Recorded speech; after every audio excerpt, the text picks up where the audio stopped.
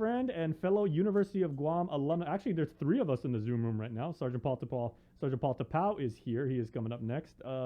Sarge, before we get to Norman, your class of 96, 97.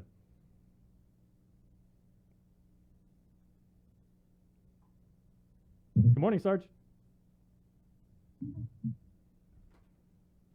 All right, so Norman. Oh, say again, Sarge? Hold on, I'm having technical difficulties. Okay, no worries. Okay, well, we are going to get to the Sarge, but first, Norm is here, and Norm is the featured guest for the moment and everything like that. Norm, I like the color behind you. I always like green, still wear it proudly. I graduated 25 years ago. This year is actually my class's 25th anniversary, so boy, I feel old. But it's not about like feeling like an artifact and everything. It's about being proud of where you're from, and actually that's part of what the UOG Distinguished Alumni Award is all about, right? Yeah, absolutely. This is an awards program that we started back in 2011 and consistently have given out awards every single year except for 2012. So we have well over 60 awardees if we were to track it. This is really our opportunity to highlight and showcase the success stories that have come out of the University of Guam. We give out 6 different awards, one to coincide with each of the schools and colleges, and then a military award. So there's an awardee from the School of Business and Public Administration, School of Health, School of Education, College of Natural and Applied Sciences, College of Liberal Arts and Social Sciences, and then of course the military award, which could go to an alum who is retired from military service or who is currently serving. So the nomination packets are due on October 15th. That's actually an extended date. The original date was September 24th. So you got exactly a week to get those nominations in.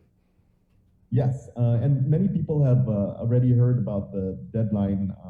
We originally were planning to have an in-person ceremony on October 30th, but we felt that we of course should wait until we could safely host an in-person gathering. We didn't want to do this virtually because it would kind of take away the feeling and the gravitas that it would have been executed if it were an in-person event. And many of our nominees know this, so just putting it out there. Sure. So Norm, the very obvious question for people that would like to nominate, their favorite Triton for consideration is, how stringent is the criteria? Because, do I have to say, I've made $20 million setting up my own company in a matter of 3 years, or I was elected congressional delegate, or, like I went off to the States and I worked at, a Fortune 500 company and everything like that. What are the foundations of what make a good UOG alumni? Yes, absolutely. Well, to begin with, we're looking for alumni who have graduated before 2008, and that is because we don't want recent graduates to submit nominations if they haven't really been set in their careers, or they really haven't taken the time to chart their career paths, right? So you have had to have graduated before 2008, and there is judging criteria that will be applied for each of the categories. It's not fair to look at the accomplishments of someone who graduated from the School of Business, for example, that is geared towards working at a Fortune 500 company, or who has a different set of objectives than someone who graduated from the School of Health, who has gone on to become a nurse or a doctor, or someone who graduated from the School of Education, who went on to become an educator. So there will be judging criteria that is applied to all of these categories, of course, separated out by the school and college that they graduated from, so that we're looking at similar pools of candidates. And of course, the military award has a separate category itself.